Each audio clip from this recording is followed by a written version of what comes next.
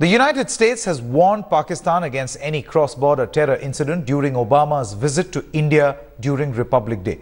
Washington has in fact warned Islamabad of consequences if any such attack is traced back to their country.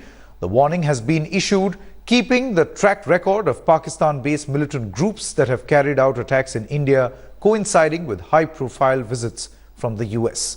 Militants, remember, had shot dead 36 Sikhs on the 20th of March 2000 in the Anantnag district of Jammu and Kashmir, coinciding with the visit of the then US President Bill Clinton.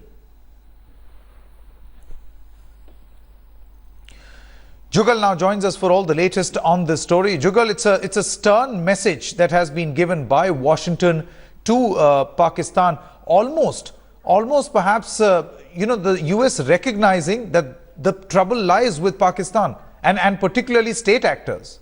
Absolutely, Sanket. There's little doubt. In fact, if you see, this report which has been filed from Washington only goes on to confirm what has been for a very long time widely believed to be deep suspicion of each other in the relationship between US and Pakistan. This, in that sense, hardly comes across as a surprise, though one will have to see what are these so-called consequences that the US administration is talking about vis-a-vis Pakistan.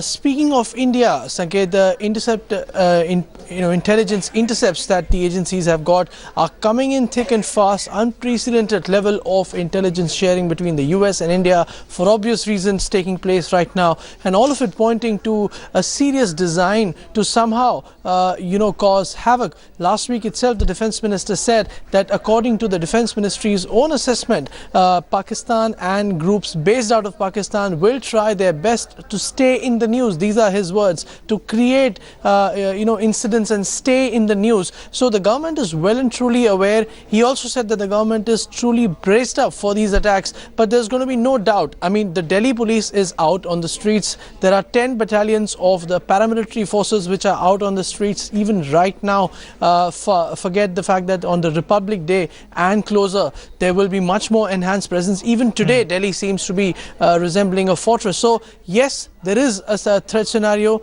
There are steps being taken, and there is an unreliable so-called ally of US that has now been warned. This is coming out from Washington itself. No, but Jugal, who has this warning been given to? I mean, if the warning is to Pakistan, then is it to the state actors in Pakistan, which means, the political establishment, the army, or is it for, or is it intended for those terrorist organizations which have in fact been operating the sanctuaries, so to say, as John Kerry also mentioned? Well, Sanket, you just have to actually go back to John Kerry, who you mentioned, his speech in Pakistan last week. He made it amply clear, and it was as unambiguous as it gets. He said that Pakistan needs to now rein in not just Pakistan Taliban, but also Afghan Taliban and groups like Lashkar-e-Toiba. So clearly the US has now for a very long time stopped looking at this distinction that you've just made between state actors and non-state actors. The message is unambiguous and clear that Pakistan better behave when Obama is here, or else there will be consequences. Absolutely, Jugal. It will be interesting to see whether the political establishment will have the political will, as well as the army will have that sort of mandate to actually go ahead and ensure that this does not happen. The warning that has been given by the United States. How seriously will Pakistan actually take this is something that we'll have to see. Thanks very much, Jugal, for all the latest.